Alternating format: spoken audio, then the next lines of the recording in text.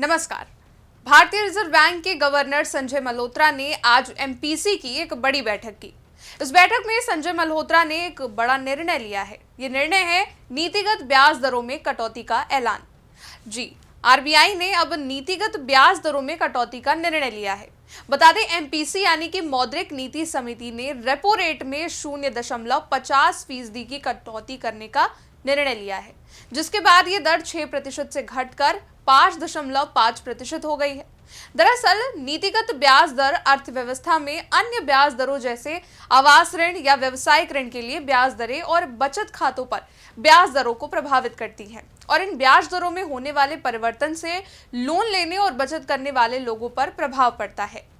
अब इस दर में कटौती होने से आपके लोन की ईएमआई भी कम होने का रास्ता साफ हो गया है, लेकिन ये तब संभव होगा जब बाकी बैंकों की ओर से ब्याज दरों में कटौती का ऐलान किया जाए और उम्मीद है कि जल्द ही ब्याज दरों की कटौती का ऐलान बैंकों द्वारा किया जाएगा।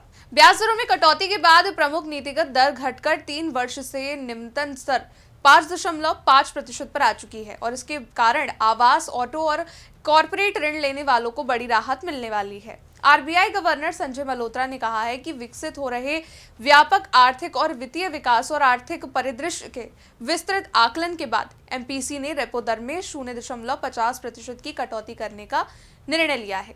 बता दें कि फरवरी 2025 से आरबीआई ने रेपो रेट में 1% की कटौती अब तक कुल की है और इससे पहले अप्रैल में अपनी पिछली मौद्रिक नीति समीक्षा में भी केंद्रीय बैंक ने रेपो दर में 0.25% की कटौती की थी, जिसके बाद ये दर 6% हो गई।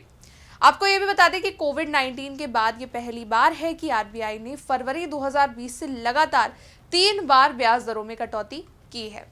अब आपको ये बताते हैं कि रेपो रेट क्या होता है। रेपो एक ऐसी दर होती है जिस दर पर भारतीय रिजर्व बैंक लोन देता है बाकी बैंकों को, और जब रेपो रेट घटता है तो बैंकों के लिए लोन लेना आसान हो जाता है, जिसके बाद बाकी बैंक अपने ग्राहकों को कम ब्याज दर पर ऋण दे सकते हैं। इसके साथ ही रेपो रेट का ईएमआई पर भी असर पड़ता है।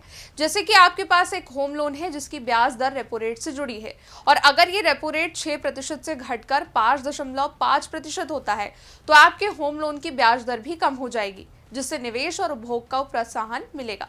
ताजा आंकड़ों की बात करें तो इस तरह इस साल अब तक रेपो रेट में 1% की कमी आ चुकी है और इसका ये मतलब है कि होम लोन की ब्याज दरों में भी इतनी कमी आ सकती है। तीनों कटौती को मिलाकर देखा जाए तो बैंक अगर पूरी कटौती को ग्राहकों तक पास ऑन करे तो होम लोन की दरें 7.5% के नीचे आ जाएंगी, जो अभी 8% के करीब चल रही हैं। इस तरह इन तीनों कटौतियों को मिलाकर 20 साल के लिए 30 लाख रुपए के होम लोन की ईएमआई में 2,000 रुपए तक की कमी आ सकती है। खैर, यहाँ आरबीआई गवर्नर संजय मल्होत्रा ने चालू वित्त वर्ष के लिए जीडीपी का पूर्वानुमान 6.5% पर बरकरार रखा है और कहा कि एमपीसी का ये मानना है कि ब्याज दरों में कटौती से विकास को बढ़ावा मिलेगा। इस बैठक में आरबीआई ने एक और फैसला लिया है। आरबीआई ने कैश रिजर्व रेशियो में भी 1% की कमी करते हुए इसे घटाकर 3% कर दिया है, जो पहले 4% थी। ये वो राशि होती है जिसे बैंकों को हमेशा अपने पास कैश में रखना होता है और इस दर में कटौती से बैंकों के पास लोन देने के लिए ज्यादा पैसे उपलब्ध होंगे।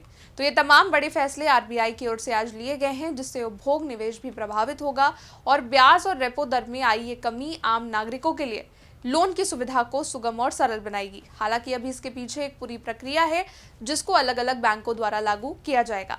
इस रिपोर्ट में बस इतना ही। देश दुनिया से जुड़ी तमाम बड़ी खबरों को जानने के लिए देखते रहिए आप इंडिया पब्लिक खबर।